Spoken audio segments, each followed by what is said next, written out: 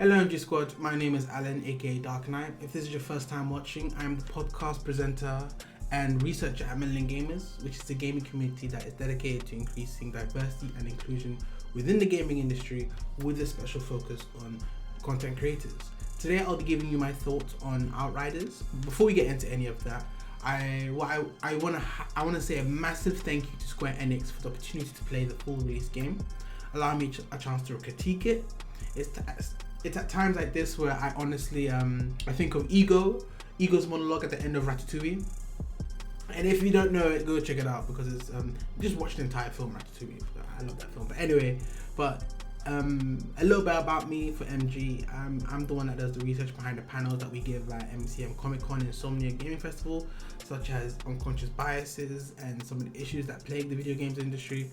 I also host a podcast where we interview different industry insiders who head up projects that want to increase diversity and inclusion within the gaming industry. And today I'll be stretching into reviewing video games. If you like the content that I provide, give a thumbs up and subscribe to the channel. Please let me know your thoughts and opinions. We at MG, we have massive love for discussing the video games within this space, but please keep it civil. But without further ado, let's get into it.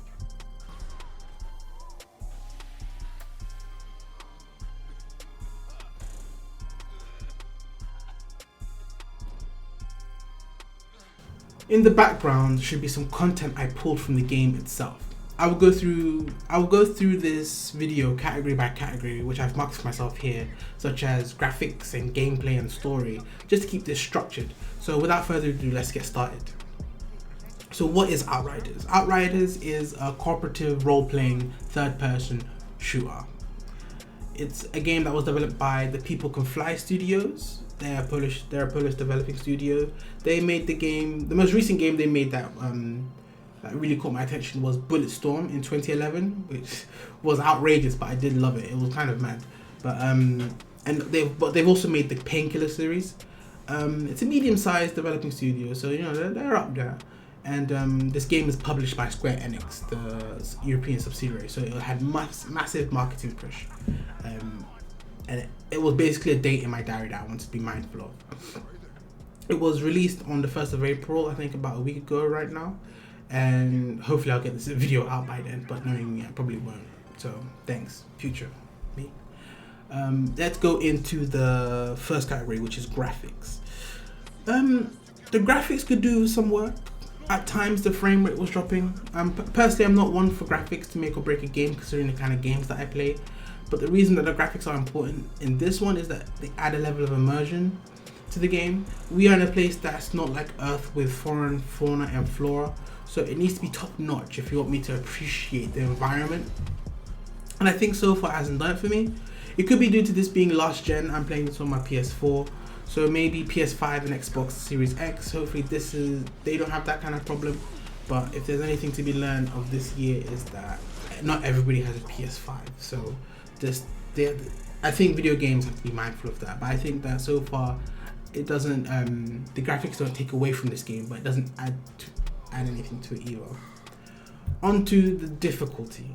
Okay, for those of you who don't know, I'm a gamer before I review video games. I've been gaming for a long time, and typically I play games on a harder difficulty than normal because I prefer the challenge.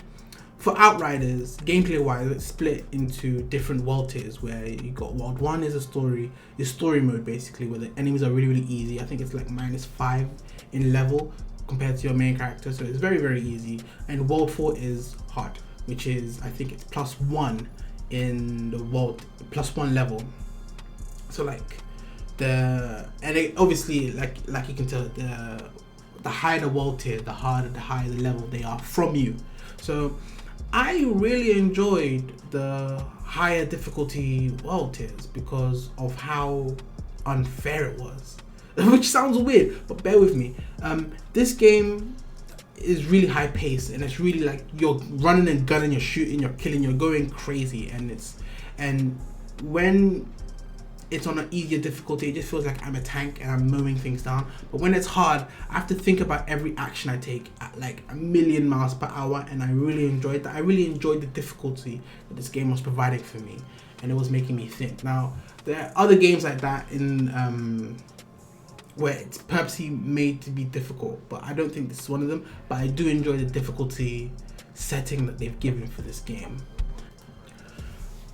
Bugs, bug wise, not the film, but bugs as in bug wise. I did encounter a couple things which were weird during the cutscenes. There's an issue where the dialogue would get cut mid sentence, and the game would just cut away back into like reality, which I found kind of weird. Also, I don't know if this belongs in this section, but there's not a way for me to communicate with my teammates within the game itself. I have to make if I'm playing with people I know, I have to make an external party using the PlayStation software system, and then that's how we communicate with each other there. But weirdly, I don't know, maybe it's me, maybe I'm not looking hard enough, but I found it weird that within the game, if I wanted to meet up with a couple of randoms, I couldn't talk to them. But maybe that's just me, maybe I haven't explored all the options yet. Also, one of the biggest bugs I found is that when I leave a party, it would just crash my game. So I found that particularly annoying. So during the game, there'll be no problems. I'll be playing, it'll be fun. It'll be nice and hard and difficult, and then me and my friends were mowing down enemies. But then if I want to like leave and come back, the reason why I did this is because I had to go drop my sister somewhere. So I left for like 5 seconds. I said, okay, let me leave, and then you guys can continue, and then I'll come back and pick up where I left off. So I exited the party, and it just immediately shut off. It immediately crashed. I was like, oh, that's mad. And it kept on happening. I think there's something that they have to take a look. So hopefully by the time this review comes out, this bug will be a thing of the past. So then there's that. At MG, whenever I review a game or whenever I discuss it with my friends, unofficially and officially, if applicable, I would like to introduce a new column in the review called diversity in the game, because obviously diversity means a lot to us at MG, but it's also something that's very important. And if a game is doing it right, they should be praised, and if a game is doing it wrong, they should be scolded. For Outriders, the main character is however you want to customize them, him or her.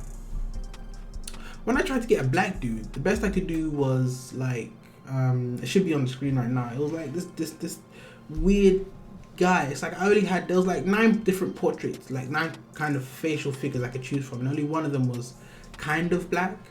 So I don't know, it didn't sit right with me that, you know, they had like really good they had like mohawks and like long flowing hair. They had a lot of looks for Caucasians, but when it came to like anything even remotely Asian or black, they're just non-existent. So that was a little bit disappointing.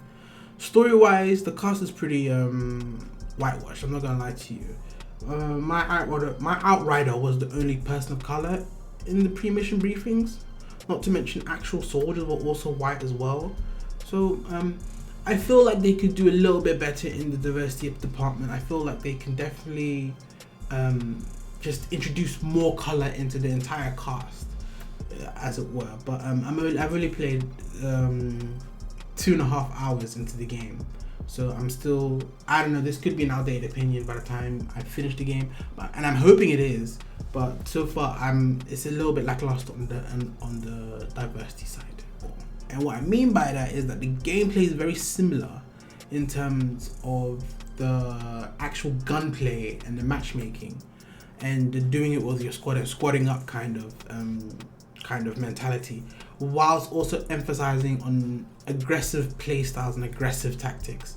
And to enable that kind of aggressive playstyle, they've given you different mechanics according to the role you pick.